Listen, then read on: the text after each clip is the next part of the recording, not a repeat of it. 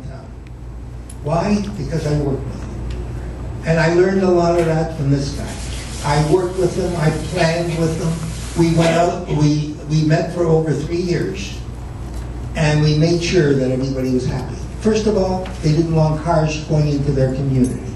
And I can understand that. I wouldn't want cars driving through, you know, when you have two small kids or 3 small kids.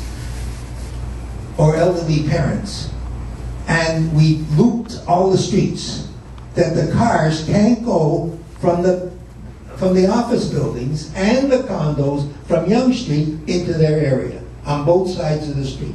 They were all looped and no cars. When you go up there and you go behind the buildings, you can't see cars, you can't see people, you can't see anything. It's just like any residential street. And we also put the buildings on 90-degree planes, that there would be no shadowing, that they would still get the sun.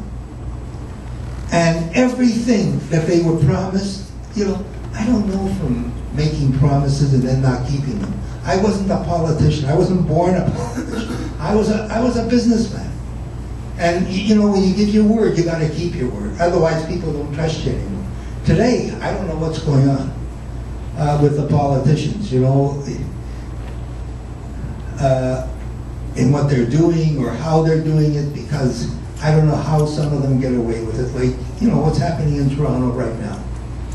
And it's too bad. Because, you know, a city has got to be friendly. A city has got to be nice. Never mind the 5 cents a bag. What the heck is that? You want a bag in a grocery? I found out. Every time I go in, do you want a bag? Of course I want a bag. What do you think? I want to carry it? And when you walk out, people think you stole it. You're walking on the street, you see people walking on the street. But it shows that they're not neighborly. It shows that they're not friendly, the city. And I remember as a kid, our doors were never locked. You know? We had a milkman who came in. We had an iceman that came in to deliver ice. I followed that iceman and I sold those people refrigerators. I did.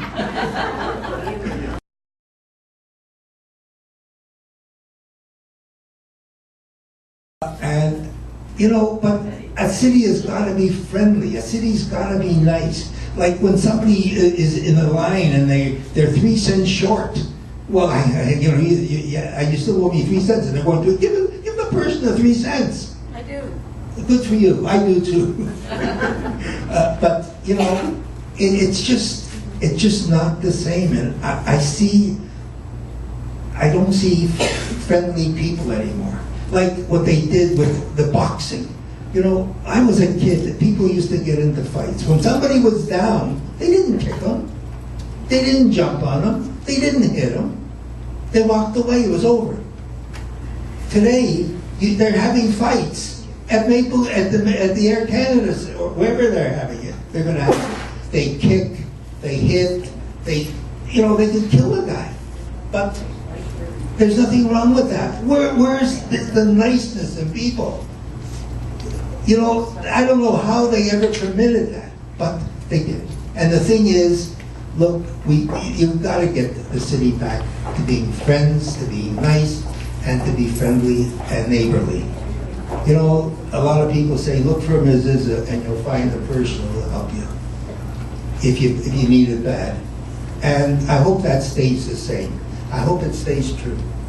Ladies and gentlemen, it's a pleasure to be here. And look, this guy, you know,